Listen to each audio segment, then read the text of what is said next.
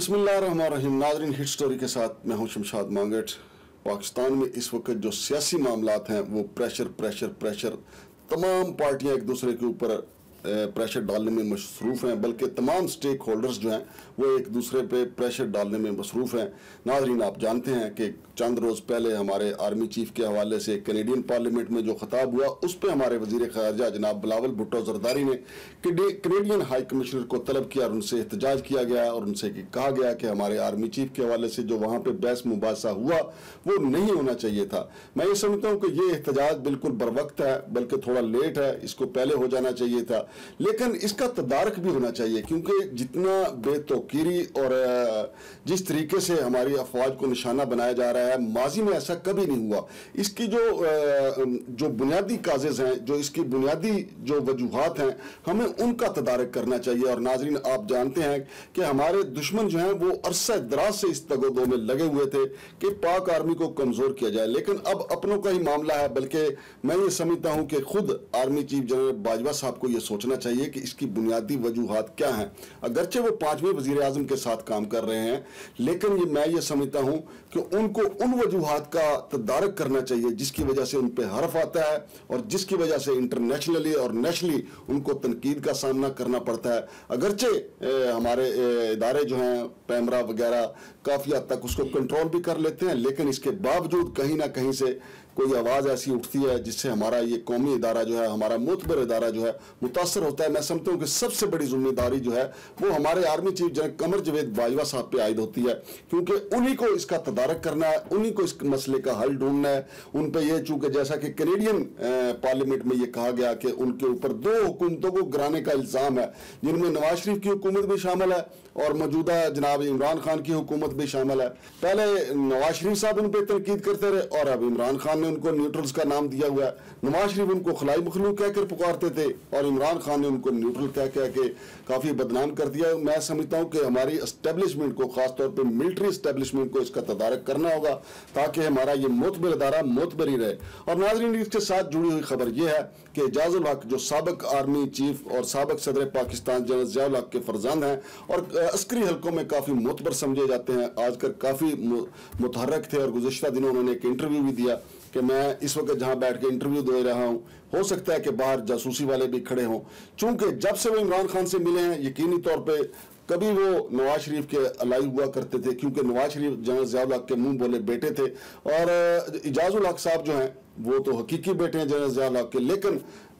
एक बाप के बेशक 4 बेटे हो, 2 बेटे उनमें इख्तलाफात हो जाता है। नवाज शरीफ और एजाजुल हक में इस वक्त काफ़ी इख्तलाफात हैं, लिहाजा एजाजुल हक साहब का ये कहना अपनी जगह एक हकीकत रखता है कि मौजूदा हुकूमत जो है चूँकि घबराई हुई है, इसलिए मेरे खिलाफ जो है वो जासूस खड़े करती है ताकि वो मेरी हरकत और सकनात को चेक कर सकें। नाज़रीन, खबरें ये आ रही हैं कि एजाजुल हक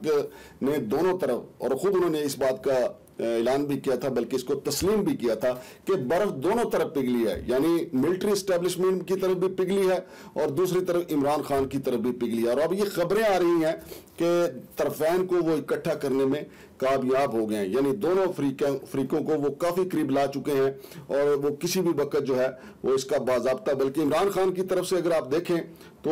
काफ़ी जो है वो बिहेव किया जा रहा है और काफ़ी जो है नरमी अख्तियार की जा रही है। अब वो बनी गाला में बैठ के 1-2 प्रेस कॉन्फ्रेंस करते हैं, लेकिन मैरियट में जो उन्होंने तकरीर की थी उसमें उन्होंने जो बराह रास्त टारगेट किया, जो पंजाब में ज़िमनी इलेक्शन होने जा रहे हैं उसको टारगेट किया। और अब पंजाब में अगर कोई ये कहे कि वो धांधली करवा के मुस्लिम लीग नून को जितवा देगा, इतनी महंगाई में जहाँ पे 300 रुपए के करीब पेट्रोल जो है फी लीटर होने वाला है और आम आदमी का जीना हराम हो चुका है, और इसके बावजूद अगर मुस्लिम लीग नून जीतती है तो फिर खलाई मखलूक, जिनको नवाज शरीफ खुद कहा करते थे, ये उसी की वारदात होगी। और इमरान खान ने इस पर बरवक्त क्वेश्चन उठा के कई हल्कों के लिए सवालिया निशान खड़ा कर दिया। और दूसरी तरफ वजीर आजम जनाब मियाँ शहबाज शरीफ की तरफ से भी ये अंदिया दिया गया है कि अगर हमें पंजाब नहीं मिलता तो फिर हमने वफाक सिर्फ इस्लामाबाद से पिंडी की हदूद तक, फैजाबाद तक की हुकूमत लेके क्या करना है। तो यकीनी तौर पर यह मामला जो है ये अगस्त तक जाएगा और कहा यह जा रहा है कि अक्टूबर में इलेक्शन ज़रूरी होंगे। और अलबत्ता अगर पंजाब में किसी न जायज़ या नजायज़ तरीके से ज़िमनी इलेक्शन मुस्लिम लीग नून जीत जाती है मुस्लिम लीग नून जीत जाती है तो फिर ये मौजूदा हुकूमत जो है वो अपनी मुद्दत पूरी करेगी, बेशक बेशुमार बदनामियां समेट के अपने गले में डाल ले, लेकिन मुद्दत पूरी करेगी। और चूंकि मियां शहबाज शरीफ को वज़ीर आज़म बनने का जो शौक था वो बड़ी मुश्किल से ये उनके हाथ आई है वज़ारत उज़्मा, फिर उनको ये भी शौक था कि मेरा बेटा जो है वज़ीर आला पंजाब हो, फिर वो उधर भी उनका माशाल्लाह हाथ पड़ा हुआ है। लिहाजा लेकिन इसके लिए ज़रूरी है कि पंजाब का ज़िमनी इलेक्शन जीते, और अगर पंजाब का ज़िमनी इलेक्शन आधा इमरान की पार्टी जीती है और आधा जनाब मियां शहबाज शरीफ की पार्टी जीती है तो फिर भी मियां शहबाज शरीफ को इसका कोई फ़ायदा नहीं होगा। तो लिहाजा बात बढ़ रही है तेज़ी के साथ आम इंतखाबात की तरफ, और जो ये कह रहे हैं कि मिलिट्री इस्टेब्लिशमेंट ने कहा है कि ये हो ही नहीं सकता कि मिलिट्री इस्टेब्लिशमेंट किसी किस्म की मुदाखलत करवा के इलेक्शन करवा देगी, तो ये बात बिल्कुल उसी तरीके से है जैसे हमारी मिलिट्री इस्टेब्लिशमेंट कहती है, उसका सियासत से कोई तल्लक नहीं है, सियासत से बिल्कुल उनका तल्लक नहीं, ना वो टिकट लेते हैं ना वो इलेक्शन लड़ते हैं, लेकिन जो उन्होंने काम करना होता है वो अपना करते हैं। हमारे सियासतदान मियां नवाज शरीफ, इमरान खान की आपकी तकरीरें देख लें, माजी में बेनज़ीर साहिबा की तकरीरें देख लें, मिलिट्री इस्टेब्लिशमेंट ने जो काम करना होता है वो इलेक्शन लड़ना नहीं होता, उनका जो काम होता है वो बिल्कुल पसे पर्दा होता है और वो अपना काम पूरा करते हैं। लिहाजा तेजी के साथ जो है वो मामलात जो है इलेक्शन की तरफ बढ़ रहे हैं और इजाजुल हक जो है वो इसमें मेन